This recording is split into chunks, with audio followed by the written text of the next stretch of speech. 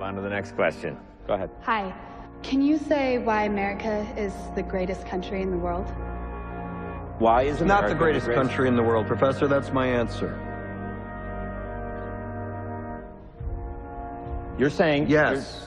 You, sorority girl, just in case you accidentally wander into a voting booth one day, there's some things you should know. And one of them is, there is absolutely no evidence to support the statement that we're the greatest country in the world. We're 7th in literacy, 27th in math, 22nd in science, 49th in life expectancy, 178th in infant mortality, 3rd in median household income, number 4 in labor force, and number 4 in exports. We lead the world in only 3 categories: number of incarcerated citizens per capita, number of adults who believe angels are real, and defense spending, where we spend more than the next 26 countries combined, 25 of whom are allies. Now, none of this is the fault of a 20-year-old college student, but you nonetheless are, without a doubt, a member of the worst generation ever. So when you ask what makes us the greatest country in the world, I don't know what the fuck you're talking about. Yosemite?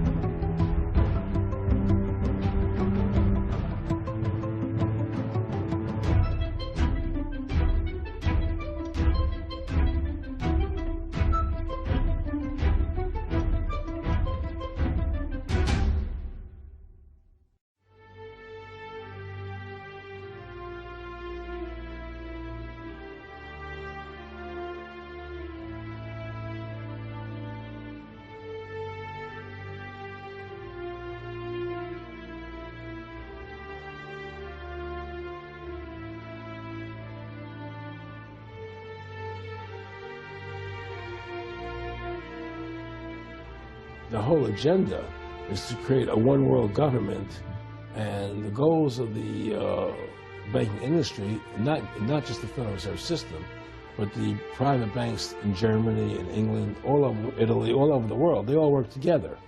They're all central banks, and they're all part of the Communist Manifesto.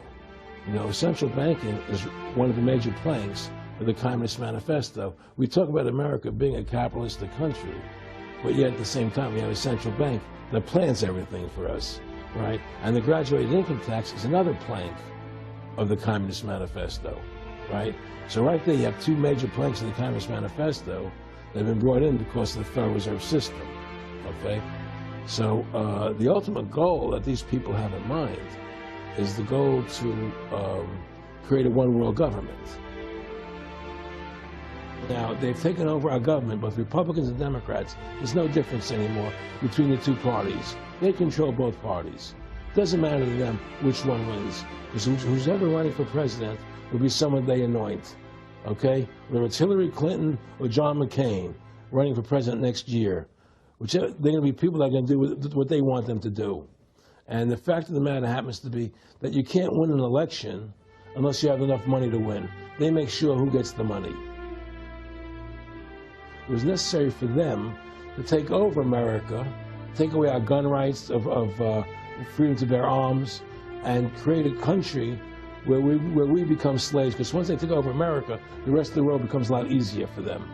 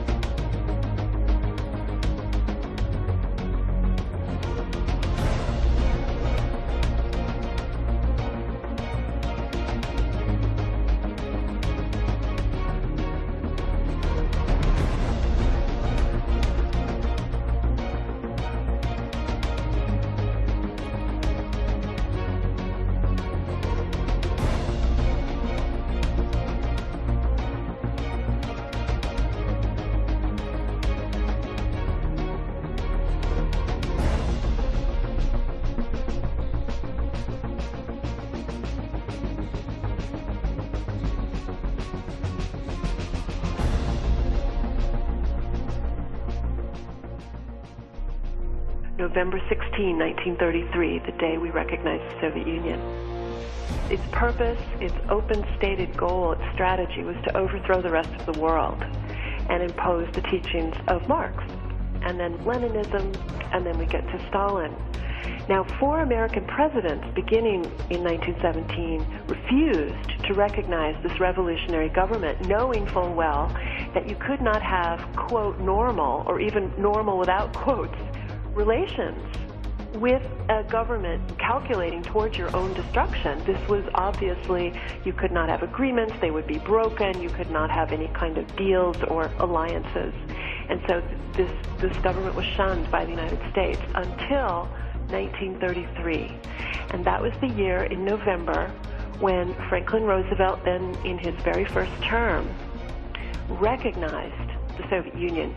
In order to perpetuate this alliance, to continue relations with the Soviet Union, which became really an obsession of American governments from that day forward, the American government had to learn to lie to the people and tell us lies about communism, tell us lies about Stalin, tell us lies about the Soviet Union. And I think in some way, these ills that we see in our culture today, I think have their roots in this relationship that Roosevelt himself believed in, convergence. And I suppose the money people you're talking about came out of that same mindset, and were promoting that same mindset, and were indeed the influence on Roosevelt in making this decision. Given the record of the Bolshevik government coming in terms of body count, in pre-revolutionary times, the Tsarist government executed about 17 political prisoners a year. Compare this to the Spanish Inquisition, which at its height destroyed 10 people a month. But in those early revolutionary years, the Soviet, the new Bolshevik secret police, executed without trial more than 1,000 people per month. Later in the 1930s, Stalin was killing tens of thousands of people per month. And yet the United States rushed into alliance, rushed to recognize the Soviet government under Roosevelt during World War II, rushed into this alliance. And so you go again to these advisors, many of whom we later learned, confirmed after archives opened on the dissolution of the Soviet Union in 1991, we later learned many of these senior officials in the United States government were working for Stalin. I don't feel the same way about that war anymore, and I'm convinced that if my father were still living, that he would also greatly question what he had actually participated in. Because when you look at that post-war map, what happened? There is a devastated Germany, and in that vacuum, there is a new, thriving, powerful, U.S.-supplied Soviet empire in its place.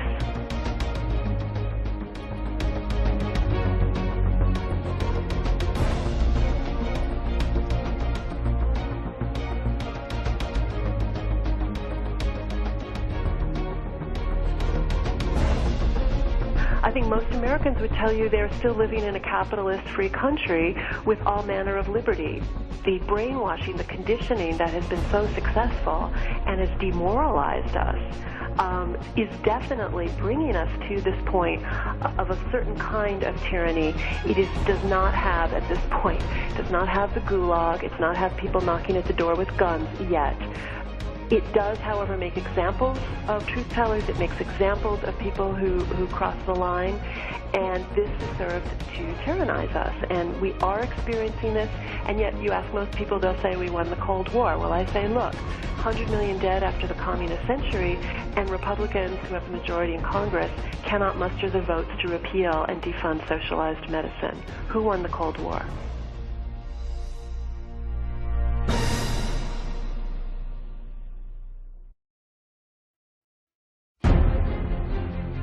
The communist rules for revolution read like this: corrupt the young, get them away from religion, get them interested in sex, make them superficial, and destroy their ruggedness.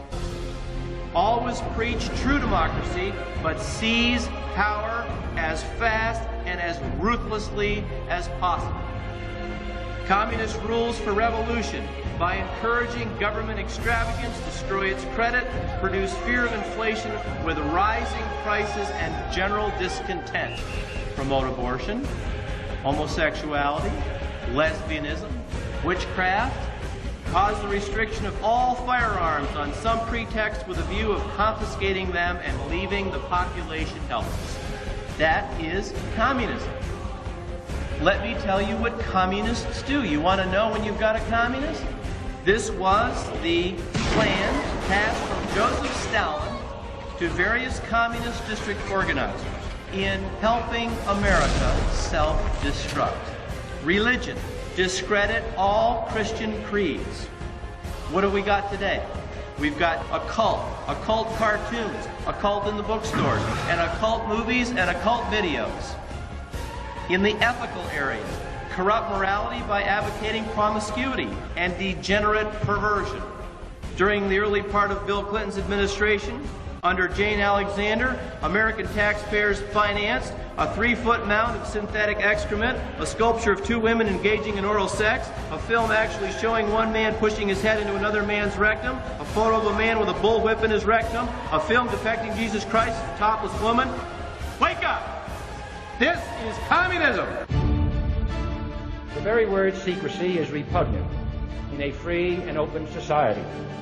And we are, as a people, inherently and historically opposed to secret societies, to secret oaths, and to secret proceedings. We decided long ago that the dangers of excessive and unwarranted concealment of pertinent facts far outweighed the dangers which are cited to justify it. Even today, there is little value in opposing the threat of a closed society by imitating its arbitrary restrictions. Even today, there is little value in ensuring the survival of our nation if our traditions do not survive with it. And there is very grave danger that an announced need for increased security will be seized upon by those anxious to expand its meaning to the very limits of official censorship and concealment. That I do not intend to permit to the extent that it's in my control. And no official of my administration, whether his rank is high or low, civilian or military, should interpret my words here tonight as an excuse to censor the news, to stifle dissent, to cover up our mistakes, or to withhold from the press and the public the facts they deserve to know. For we are opposed around the world by a monolithic and ruthless conspiracy that relies primarily on covert means for expanding its sphere of influence, on infiltration instead of invasion, on subversion instead of elections, on intimidation instead of free choice, on guerrillas by night instead of armies by day. It is a system which has conscripted vast human and material resources into the building of a tightly knit, highly efficient machine that combines military, diplomatic, intelligence, economic, scientific, and political operations. Its preparations are concealed, not published. Its mistakes are buried, not headlined. Its dissenters are silenced, not praised. Its dissenters are silenced, not praised. Its dissenters are silenced. Its dissenters are silenced. Its dissenters are silenced.